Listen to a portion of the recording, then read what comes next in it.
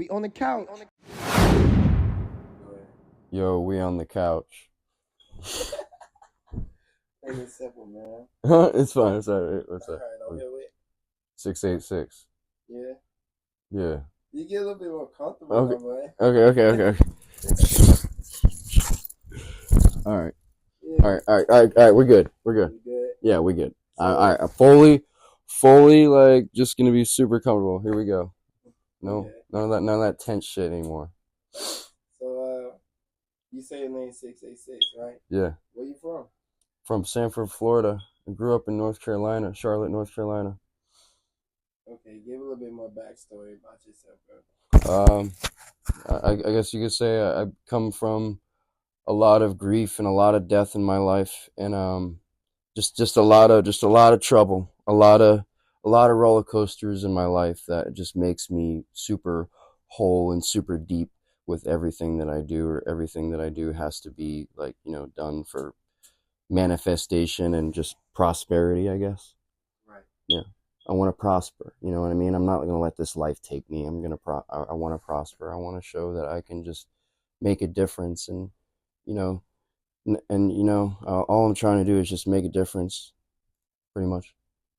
Any means possible. But you gonna try to make a difference through music? Yeah, for sure. Difference through music, difference through everything I do, for sure. When it comes to rapping, when it comes to just being different, just trying to find a different sound that no one's biting. Nah, I get that, bro. Yeah. You got a lot of tattoos. I love when tattoos come with stories. Yeah. How many tattoos you got?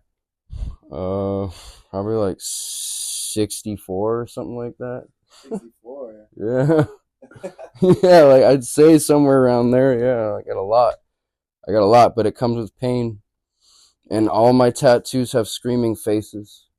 Every tattoo you see has a face that usually ends up screaming. And that's just because, life is painful. And I like tattoos. I like art. I like to look like a museum. That's it. I like to present myself as a museum, and I wear my heart on my sleeve. So I guess you could say I'm like, yeah. I mean, I got 686 right here. I mean, I didn't do that for no reason. I just feel like that's me now.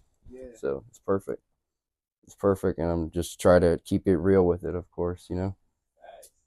Facts, bro. And your style is like different. What like genre of music do you? What kind of genre of music do I like listen to? No. Okay. So where do you put yourself? I would like to say that my rap style and my music is dystopian sci-fi rap. Never heard that. Dystopian. I like dystopian. Dystopian is definitely like, it's outer worlds, it's make believe stuff, keeping it make believe and everything, I guess you could say. So yeah. So there's like, that's the genre, dystopian. Who's your favorite dystopian artist? Never heard of him. Gunu, or Gunu, Young Dolph, Young Thug.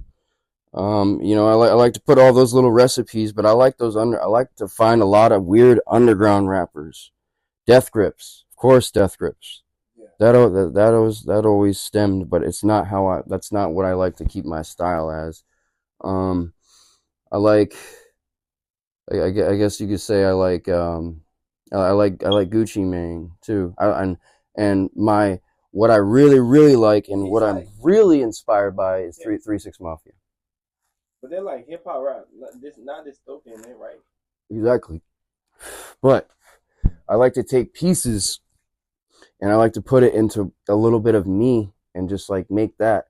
But really, I'm just trying to go sci-fi. I'm trying to do like futuristic style, but I'm trying to do haunting music at the same time. Those are my things. I love aliens. I love horror. I love that kind of shit. I love that.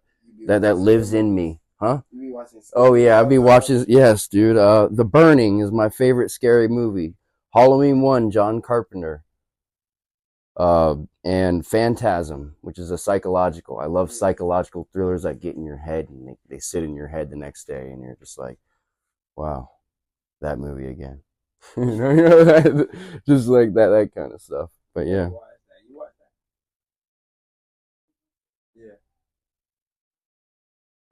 that. Yeah. Seems scary. Freddy Krueger, the first one's really good with Johnny Depp. That was a really Nightmare on Elm Street. Yeah, we're trying to be real. Nightmare on Elm Street. Yeah, that was a really good one. Johnny Depp's a real good actor though, man.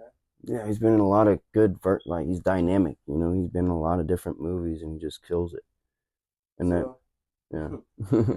right. So what's it like being an artist from Daytona? What's it like being an artist from Daytona?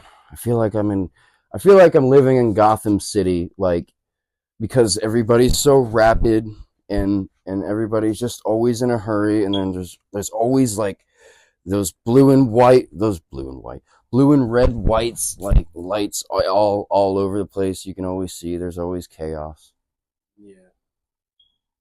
Yeah. So it's like, don't they got a lot of stuff to do there for artists? Yeah, Daytona's a good place to have shows. I'll say, like, there's a lot of interesting people. Like, you know, you're gonna find those unique people out there that are gonna be just like you, and of course, you guys are gonna interact and you guys are gonna bond. But yeah, like I'll say, it's a lot. It's a chaotic city, and especially more nowadays of everything being so infested, and everybody just moving down in my town and my city. I'm just like, I'm over it. You know what I'm saying? Like damn. Oversaturated. Yeah, oversaturated by just everybody, and just like I-4 traffic. You know, that's because everybody moved down here, man. Yeah. It wasn't like that last year or the year before that. Facts. So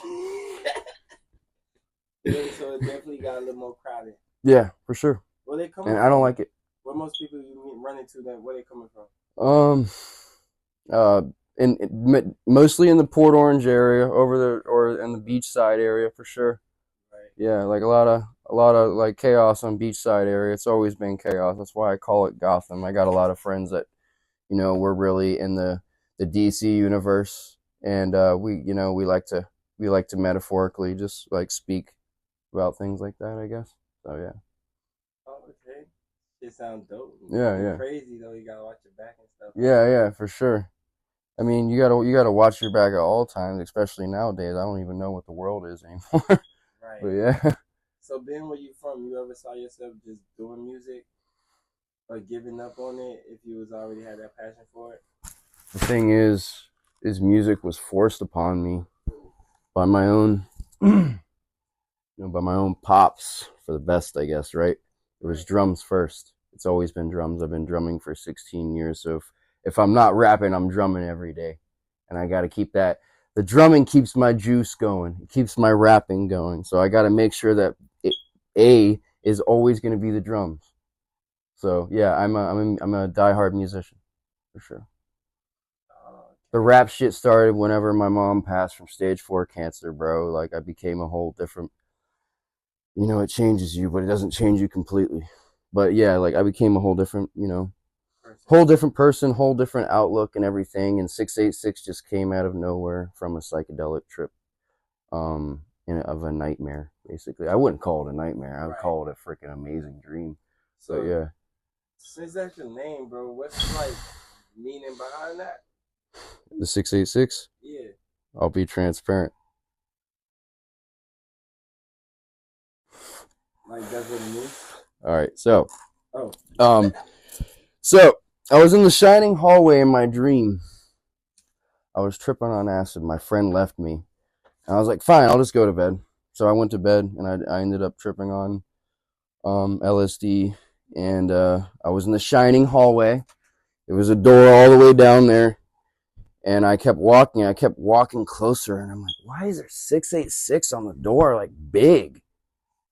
And I walked up to it in my dream, out of nowhere. I just knew to take the 686 off the door like it was a key, and it was a giant keyhole. And I put the 686 in the keyhole, and I opened it. And when I opened it, I fell through like a giant like vortex with a genie, like laughing, like, ah, like, and he's like, he's like, from now on, like your grief and everything from like your mother's death, you're gonna become 686, like a sci-fi dystopian rapper, and you're gonna keep living your dreams and fighting back in life and all that stuff. So I mean, that's pretty much why I became 686 in the weirdest way, in the most honest, weirdest way. Like, Okay. yeah. So yeah, it's like it's. I'm gonna say it's awesome. It's awesome. It's an awesome ride, man. It's awesome. Okay. So we're finna get ready and wrap it up, bro. But like, what advice would you tell the people that's listening and watching at home? Um, always keep it going. Like, never stop doing what you're doing. Don't let anybody ever stop letting you do what you love because of their sound or anything. Just always keep in your mind, keep in that membrane. Don't let anybody change you for, as you always been, you know what I'm saying? So the best advice is difference, and always keep it going. Never stop doing what you love. Your passion is what you love. You're dedicated, right? So if you know you're dedicated, you'll never stop. So I mean, that's just 100 on that. And lastly, what did you want to be when you grew up? What did I want to be when I grew up? I wanted to be a digital graphic designer. I also wanted to be a psychologist because I'm really deeply in psychology. I always want to understand the mind and everything, and the consciousness and everything. So yeah, psychology or a digital graphic designer for sure. Let's go. I done had too much. I done had too much.